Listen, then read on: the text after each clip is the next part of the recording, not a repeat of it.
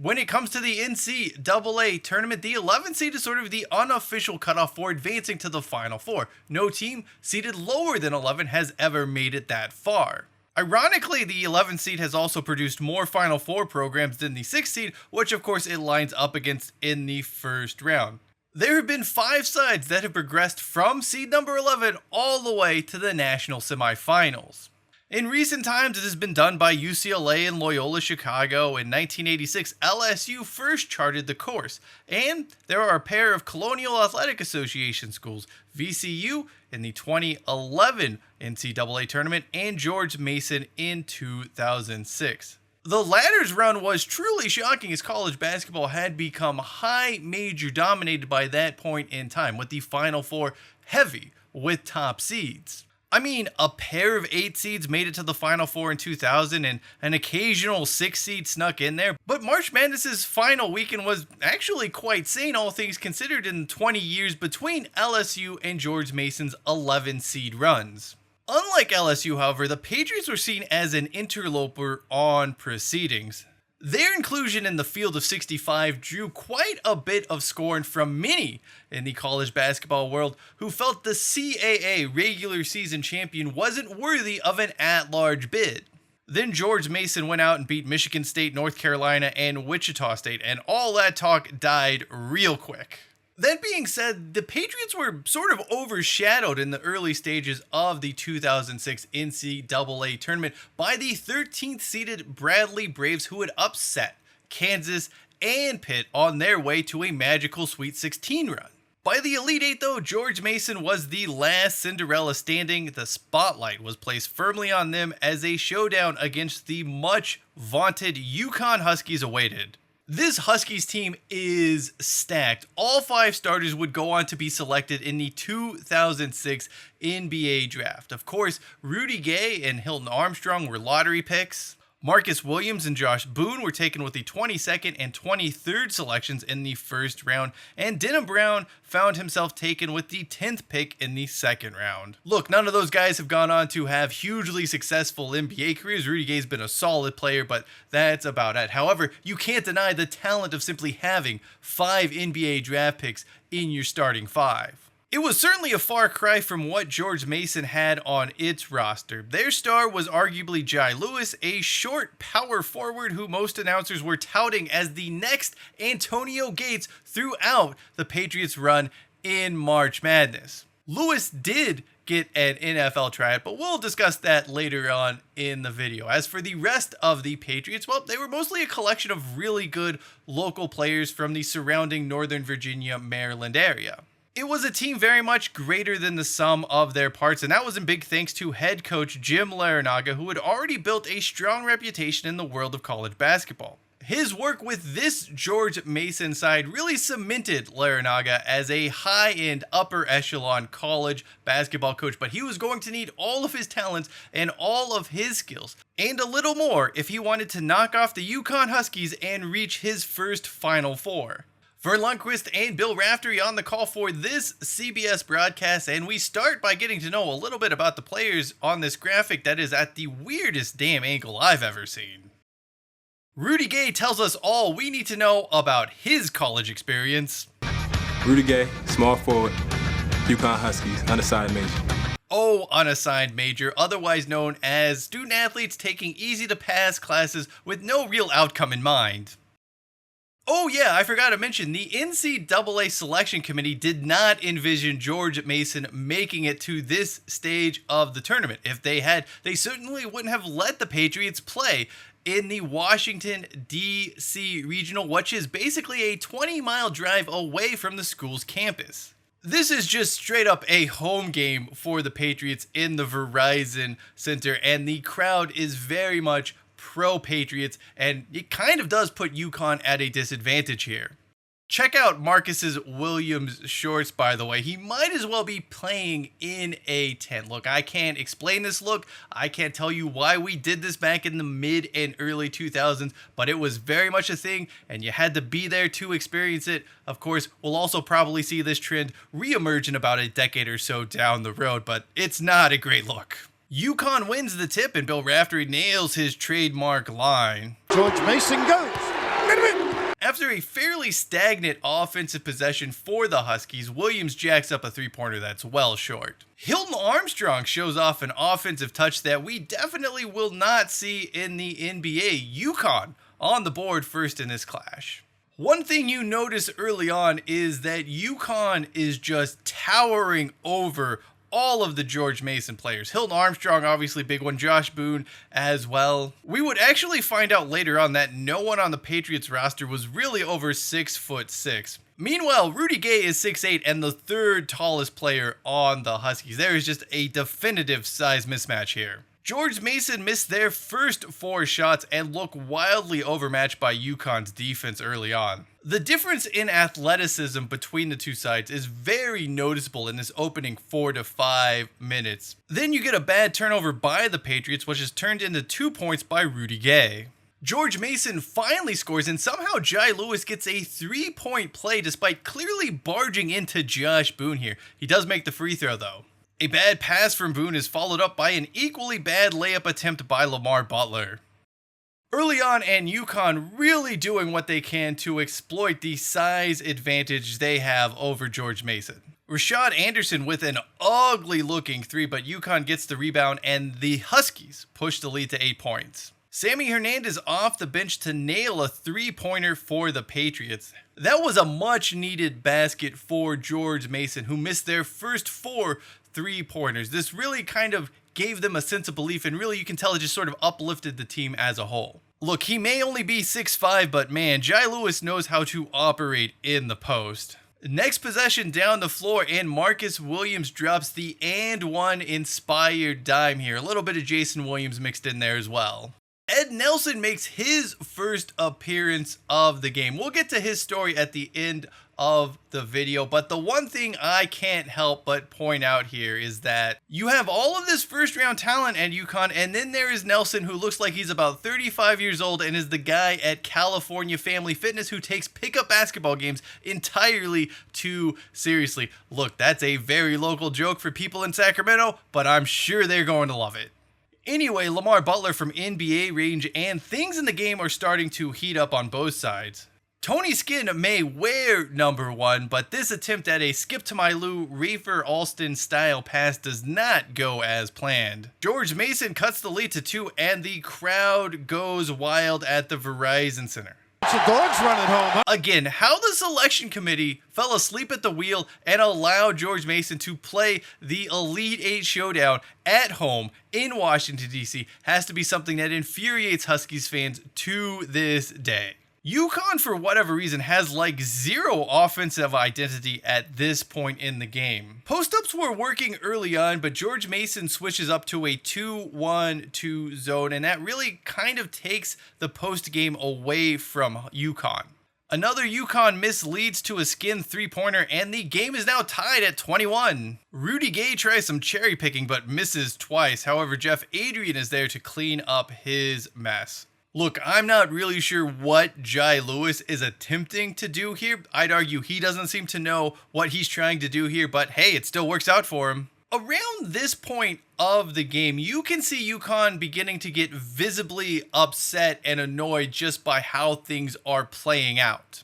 George Mason is just going after them extremely hard, and it's something that has gotten under their skin. The Huskies are miles better than the Patriots by just about any way you want to measure it, and yet George Mason isn't going away. They're not giving this up, and it's something that is beginning to annoy certain UConn players. That is seen by this horrible inbounds pass, and then Hilton Armstrong just brutalizes Walt Thomas.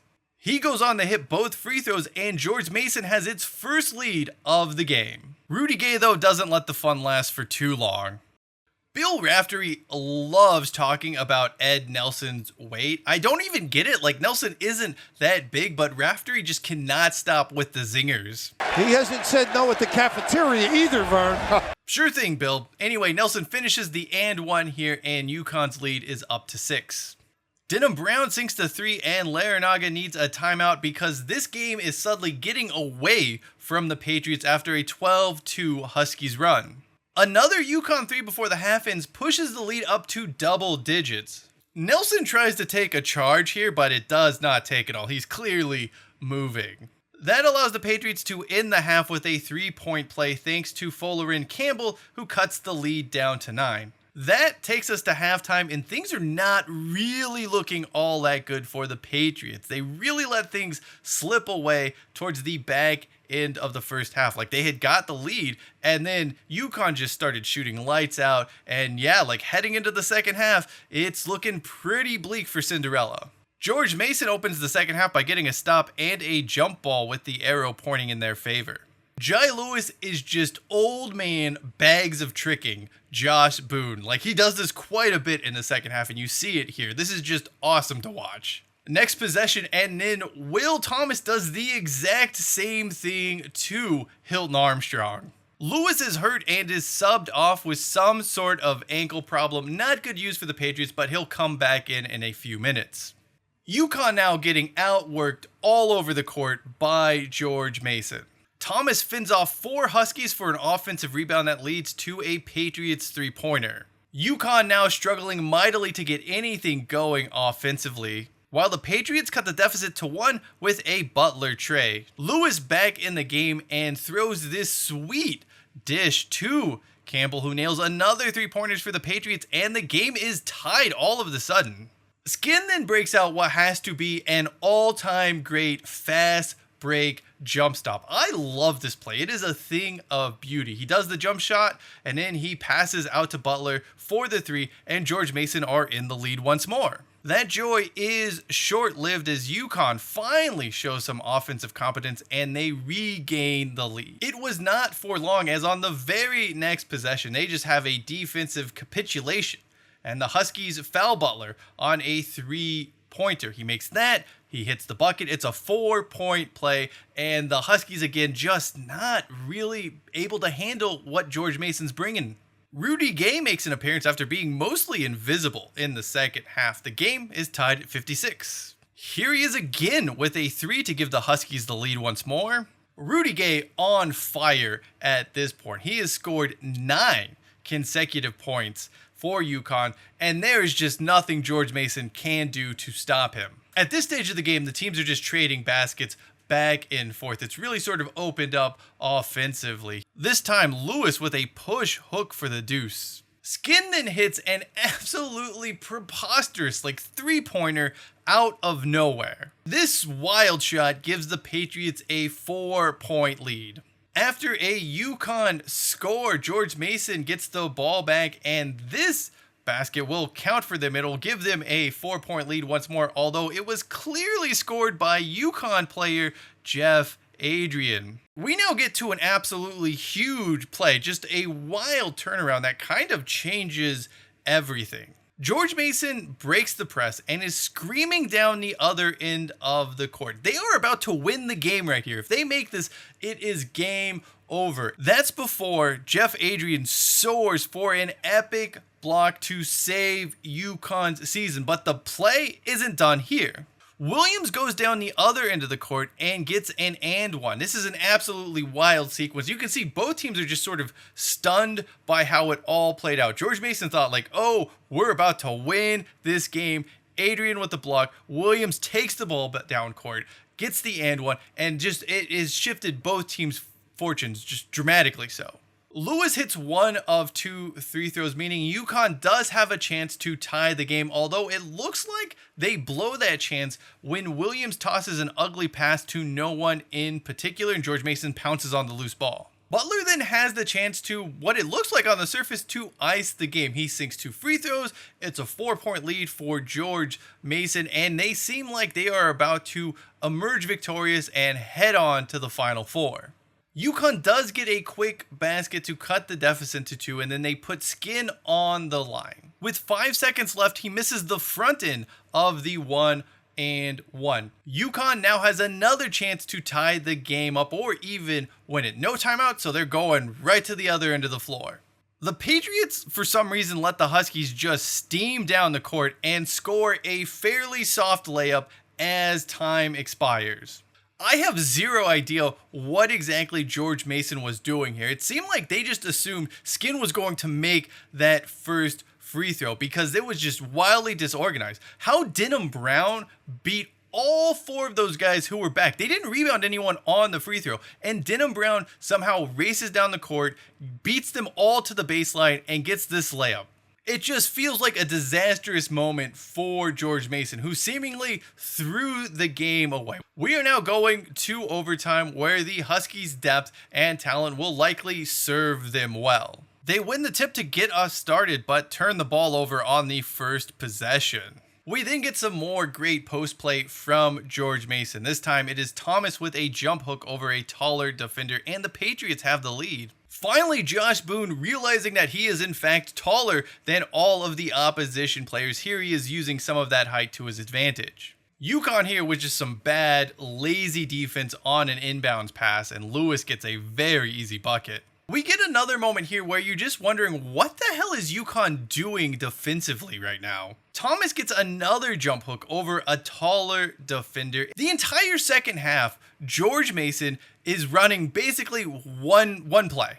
They're throwing the ball into Lewis or Thomas in the post, and yet these supposedly great defenders the Huskies have in Armstrong and Josh Boone just are unable to do anything to stop the 6'5", 6'6" forwards of George Mason. It really is just quite remarkable watching these two operate in the post and schooling these so-called great elite college basketball defenders. After UConn makes 2 free throws, Campbell sinks a fadeaway as the shot clock is winding down, and George Mason once again extends its lead out to 4 points. Anderson with an air ball, and UConn fouls Lewis as the Patriots inch closer to the upset. Lewis then proceeds to brick the first free throw. That is ugly. That is one of the worst free throws you will see. However, he did make the second one. George Mason living dangerously on this inbounds pass, but gets the foul. They then go down the court. They make 1 more free throw, and the lead is now 5. Williams then casually hits this 3-pointer, and again, just out of nowhere, we have a ball game once more. UConn then gets a foul on the inbound. Lewis with a chance to put the game out of reach, but you can tell he is gassed at this moment in time. The entire George Mason team is really just running on fumes. Loranaga stopped subbing like midway through the second half, so these guys have been on the floor for quite some time, and it is really starting to show. Unfortunately, Lewis misses both free throws, and UConn is in business. Denham Brown, the man who sent the game into overtime, actually gets an extremely good look here. Thankfully for the Patriots, the 3-pointer hits the rim, and that is the ball game. Vern Lundquist then hits us with a line that definitely needed a little more workshopping. By George, the dream is alive. Effort is good, but the execution leaves something to be desired. Now, for George Mason, obviously they advanced to the Final Four, where they would match up with Florida in one of the National Semifinals. The clock would strike midnight for the Patriots, with the Gators doing just about everything UConn should have done in this game but didn't. And of course the Gators do go on to win it all. No George Mason player ever reaches the NBA, although many did go on to find some success playing basketball overseas. And eventually, the point guard Tony Skinn would become head coach at George Mason at the start of this season. As mentioned earlier, all 5 UConn starters would be taken in the 2006 NBA draft, and the Huskies entered a bit of what you could say is a rebuilding phase under Jim Calhoun after losing all of that talent. The Huskies, though, they would eventually recover and win another title under Calhoun a few seasons later. Then we have Jai Lewis, the Patriots center/power forward, a man hyped up throughout the 2006 NCAA Tournament as the next Antonio Gates, the basketball player who was going to go to the NFL and be a star. That didn't quite work out. After some tryouts, Lewis did latch on with the New York Giants, although they could never quite figure out where to play him. He wasn't as tall as George Mason listed him. He was listed as 6'7". Turns out he was 6'5". He landed at offensive tackle, but that arrangement didn't last long. Before the New York Giants training camp could begin, Lewis decided that he would rather go play basketball professionally overseas. Interestingly, he wasn't the only player in this Elite Eight game to try his hand at professional football afterwards. UConn's Ed Nelson also decided that he wanted to give the NFL a shot.